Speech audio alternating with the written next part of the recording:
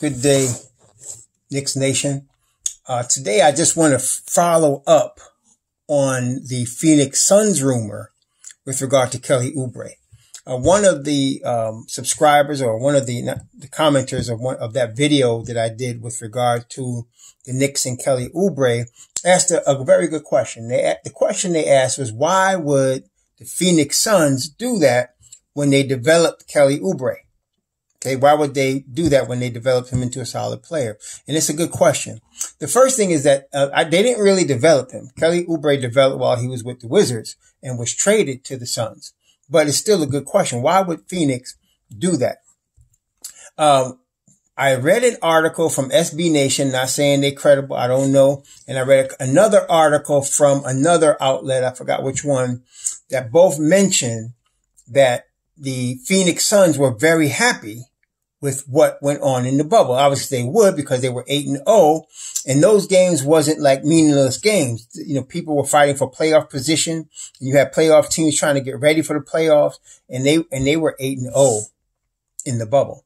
And they were very happy with the play of Cameron Johnson, which I also saw. Now, if you got to see the Suns during the stretch of the 8-0 stretch, I saw a couple of their games. What I noticed, what jumped out at me was a couple of things.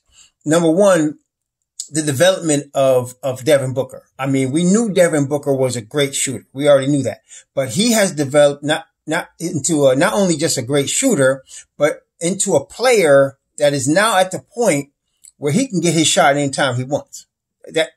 So like, in other words, you need a bucket, he can get it. He's a bucket getter. And at crunch time, that's huge. Okay. He's not just a great shooter, but he's a bucket getter now. Not only that, he's more of an all-round player. And second thing I noticed, which follows into the second thing I noticed, which if you saw any of the games or watched the replay of the game, you might have noticed this too. I have not seen Phoenix play that kind of defense since when Jason Kidd was in his prime and playing there. That's the last time I've seen them play that kind of shutdown defense that they played. And they played, I mean, that was tremendous defense. So, and also I checked up after, Cameron Johnson, although he was a rookie, just turned 24 in March. So he's like one of those guys that was a 4-year guy. So he's in fact, Kelly Oubre is only 3 months older than Cameron Johnson. They're about the same age, and they play the same position. So looking at that, and then Phoenix is under the impression from the articles I read, and this is another thing that came out. Their general manager, Mr. Jones, came out and addressed the Kelly Oubre situation. This article is from the 3rd, but I think he must have did this after the trade deadline. And he said, we don't talk about our players. He said, we're very happy, or something like that. Not even that. He said something about the fact that, he said at this time, we're happy with Kelly Oubre at this time. Now, again, the NBA doesn't speak directly. And then he said, after he said, we're happy at this time with Kelly Oubre, and he said, we never talk about any of our players. So the NBA is like this. They don't ever say what they're going to do. For example, if you're asked that question about Kelly Oubre, what should you say if you're not intending on trading him? Kelly Oubre is not on the market. It's very simple. Kelly Oubre is not on the market. All right? Or Kelly Oubre is not on the market at this time. We don't have any intention to trade him. He could have said that, but he did not. Now, the reason they would be interested in this is Phoenix is under the impression, or they're under the belief, whether it's right or wrong, that they are one major player away from being in the playoff conversation. And you can understand why they feel that way, because their defense improved. Devin Booker seemed to go to another level this year in his development. And they went 8-0 in the bubble. And so maybe they're feeling like, if they got one more piece, a good piece, they would be able to go to the playoffs. Not only that, the 10th pick is going to cost them $4 million this year, the 10th pick. So that slot is $4 million.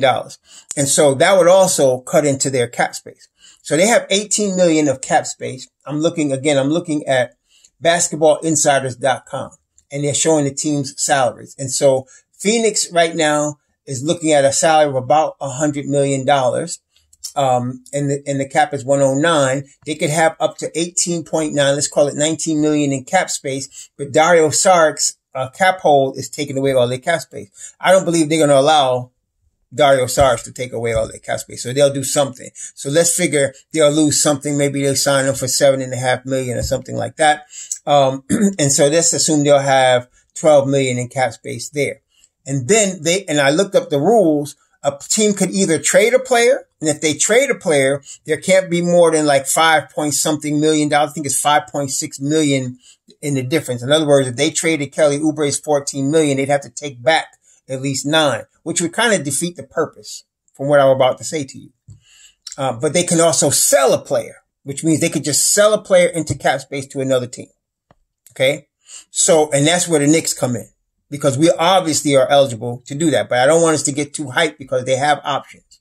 So, but let's talk about their options. So, if they sold Kelly Oubre for the 10th pick, they would now have almost $30 million in cap space. Okay. What could they do with $30 million? Now, let's talk about the players that are eligible, that are on the market this year. Now, we've already heard that they are interested in Davis Bertans. Now, I don't know if Davis Bertans would be, he's obviously a shooter.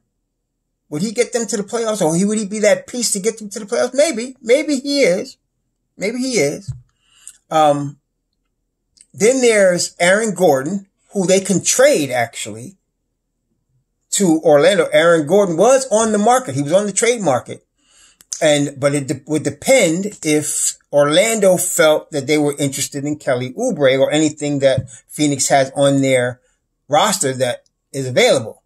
But then again, do you think, I don't know, that Aaron Gordon, he's athletic, but I don't know if he's that good to make them, otherwise he'd have did it for Orlando, right? Because they're pretty much in the same boat. I don't know if he's that good to make him a difference maker on that team. Then there's Jeremy Grant. They mentioned in the article Jeremy Grant. They could do a sign and trade with Denver for Jeremy Grant if Jeremy Grant wanted to go to Phoenix, and they can pay him. They could, and again, we Knicks fans understand what I'm about to say. They may be prepared to overpay for a player in order to get them to the playoff picture. Okay. They may be willing to overpay. So Jeremy Grant, whatever, I was thinking Jeremy Grant's market value, if we were going to offer him, would be about 16 million per year. He's in the last year of a $9 million contract. I was thinking 16 million. So either they can just sign and trade him for Kelly Oubre if Denver was interested in Kelly Oubre, which I don't see how he fits there, or they could sign him as a free agent outright. Okay. Then there's Fred VanVleet. Now, let's talk about Fred VanVleet for a second. Fred VanVleet already got a chip. He's not searching for a championship. Obviously he wants to win. But the most important thing for him right now is getting the bag. Okay? They just lost. They just got knocked out the playoffs by the Boston Celtics. All right? So Fred VanVleet's got to make a decision. And I have heard several pro players over years mention Phoenix as a nice place to live. You know, when you're an NBA player making the NBA money, that Phoenix is a nice place to live because of the winters down there. That it's very nice to be there in the basketball season. So it might be a preferred destination. Now, my understanding is that VanVleet should command a salary that's exactly like Malcolm Brogdon's, which was about 21 million per year with incentives. All right. It's 20 plus incentives and make it like 21 and change. So he might be looking at a 4-year, $85 million contract if it were market value. Okay. But let's suppose Phoenix is willing to overpay and pay him 25 million or, 4 years, 100 million. He will take that. Now, if that leaves Toronto with a decision to make, but Fred VanVleet's going to take 25 million a year, whatever. Okay. He's going to take that. if they offer him that. So it could be that they're willing to sacrifice Oubre because they really feel comfortable with Cameron Johnson starting. Okay, he's 24. He's a solid player, high IQ, played very well, played excellent defense. Now I know why, because he's an older guy. I mean, for a rookie. And they got Ayton, which is one of their core pieces. They got Mikal Bridges, which is one of their core pieces. And, of course, Devin Booker. Now, you add Fred VanVleet. Somebody might say, well, what about Ricky Rubio? They could keep Ricky Rubio. He could either back up Fred VanVleet, or you know how teams are going small. They can have Rubio, who plays good defense, VanVleet, who plays good defense, and Devin Booker, who now plays good defense. They can have Ayton and Cameron Johnson, or Ayton and Mikal Bridges.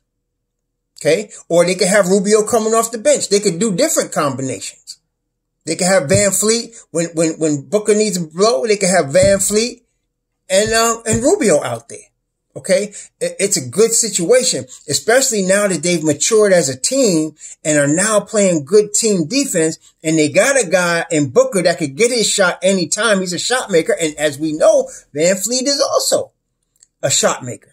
You know, he's a high quality 3-point shooter. He's a good defender. They might be willing to overpay for a VanVleet. So they might be wanting to create this cap space so that they can throw the bag at VanVleet, get that, and for that they're willing to sacrifice a Kelly Oubre. Okay? So their options are, that I see, their options are really, really solidly 3 solid options. They could do a sign and trade with Toronto. They can do a trade with Orlando if they want Aaron Gordon, and I can't see why they would. And if they did a sign and trade with Toronto, they'd be getting Kelly Oubre and somebody else to make Fred VanVleet's salary work. They'd have to get another player. I don't know who the Suns were willing to give up at $10 million. Looking at their roster, they got, they got Ricky Rubio, Kelly Oubre, Ayton at $10 million. They ain't trading Ayton. And there's Booker. Mikal Bridges, they're not trading him. Cameron Johnson, they're not trading him. So I don't know. I don't see how that would work either. A sign and trade. I don't know how that would work either. They'd be kind of putting themselves backwards by doing that. It would defeat the purpose. I can see them selling Oubre and the 10th pick to be able to sign Fred VanVleet. Now, we talked about this before, how even though it's supposed to be quiet, I am sure that VanVleet's agent is on the phones with New York, with Phoenix, you know, with Detroit, whoever has the cap space. He's on the phone. Okay. They wouldn't be out there kicking the tires unless they were looking for some money. All right. So if VanVleet is the piece that they think could bring them to the playoffs, and I believe that he could, if you get a VanVleet in there with the team that played in the bubble now, they could make the playoffs. They could push some people. They could make the playoffs. So, if that's the key, they might be willing, and VanVleet only being 26 years old, they might be willing to pay him the bag.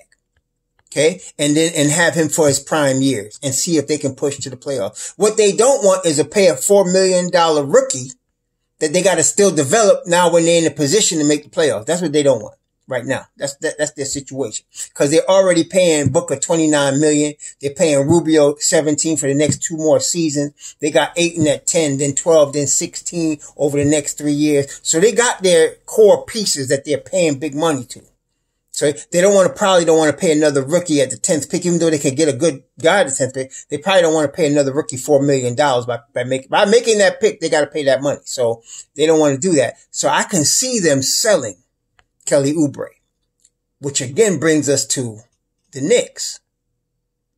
Okay. So that becomes a real possibility. We have the possibility put it this way. If they're talking about selling Oubre simply because of our cap space, we're in the conversation. Now, whether they do it with us or not, I don't know. But we're in the conversation. And a couple of things I feel strongly about. I don't think Aaron Gordon moves their needle. Jeremy Grant might. He might. But they don't need to get rid of Oubre to create the cap space to sign Grant. They don't need that. They don't need to do that. They would have 18 million, 19 million. So they could offer Jeremy Grant the 16, 15, 14, whatever he's going to take. They could offer him that. So I don't see them doing that either. I see them throwing the bag at Fred VanVleet. And I believe, my speculation is, I think VanVleet's agent has already talked to them. Okay. And that's why they talking like this. We're going to see very soon because, you know, even though they talk about the draft is in mid-November, you know how time flies. We already at mid-September. This is going to go by real fast. Before you know it, we're going to be at the draft. But I believe this year, a lot of deals are going to be in place already.